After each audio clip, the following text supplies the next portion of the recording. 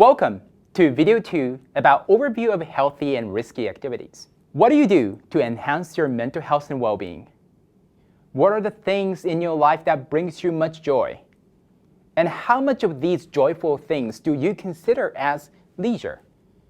What about the opposite? Are there any things that you do but do not feel great after doing them? And are any of them leisure to you? As we discussed in the last video, there are different activities and experiences that happen during our free time. Some of them help us improve our mental health and well-being, but others do not necessarily. This distinction is this video's focus. First, there are some general patterns as to the types of recreation activity that tend to enhance our mental health and subjective well-beings.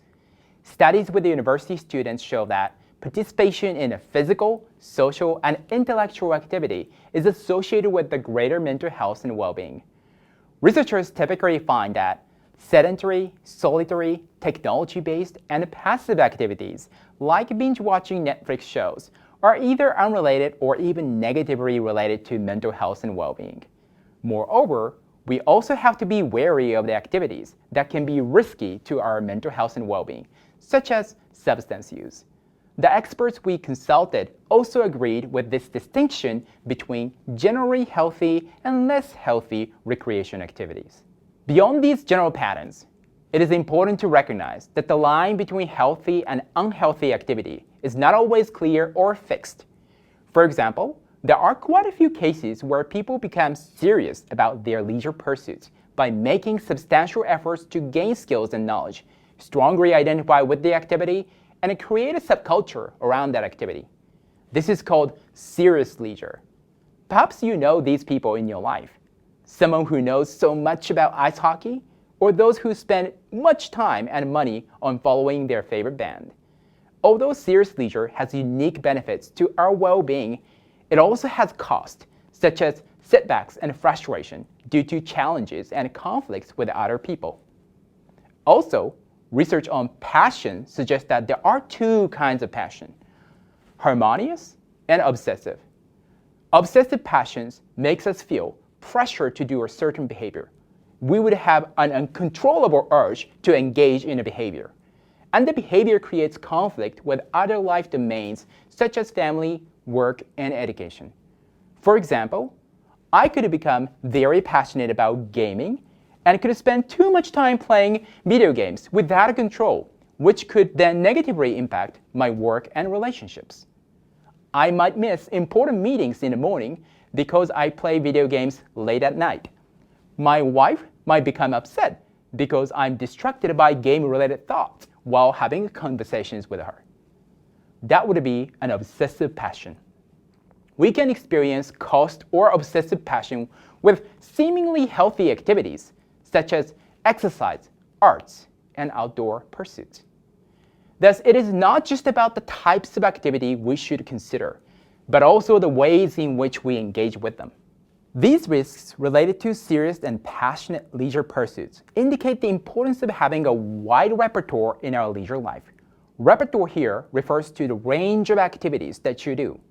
For example, engaging in 5 different recreation activities on a regular basis would make your repertoire broader than just doing one activity over and over. There is a theory called substitutability, suggesting that when we have a broader repertoire in our leisure life, we can better adapt to life changes. Say you enjoy running and knitting. Unfortunately, you injure your leg. But you can still continue knitting. If running was the only hobby for you, you might lose all the fun and stress relief methods in your life. So the repertoire in leisure is important to our mental health and well-being. And that being said, it is important to realize that even with the one activity, we may be able to add a breadth to it by engaging in it in different ways. For example, I play badminton very seriously with some of my friends. We practice and we play games to win. But when I play badminton with my wife, it is less intense and more for fun. We would chat and have fun with some good and bad shots. Thus, by engaging in one activity differently with the different people and at the different prices, we could still widen the range of leisure experiences to an extent. Lastly, I would also like to discuss balance as an important factor for achieving healthier leisure life. Specifically, we would like you to consider balance within an activity, across different activities, and between leisure and other life domains. To understand balance within an activity, we might be able to use the concept of moderation, meaning that doing something in an appropriate amount, not too much, not too little. If you think that you might be a little too serious or obsessed about certain activity, it might be a good idea to take a step back or take a short break. Balance across different activity is also important. Think of yin and yang, which is a Taoist concept that describes the harmony between two opposing powers. If you are naturally inclined toward indoor artistic activities, it may be worthwhile to explore a few outdoor physical activities. Having both artistic and physical activities, almost opposites, can enrich your life. Sure, you may not like running like me, but you may find alternative activities that you enjoy, just like my passion for badminton. Lastly, understand that the balance is a moving target.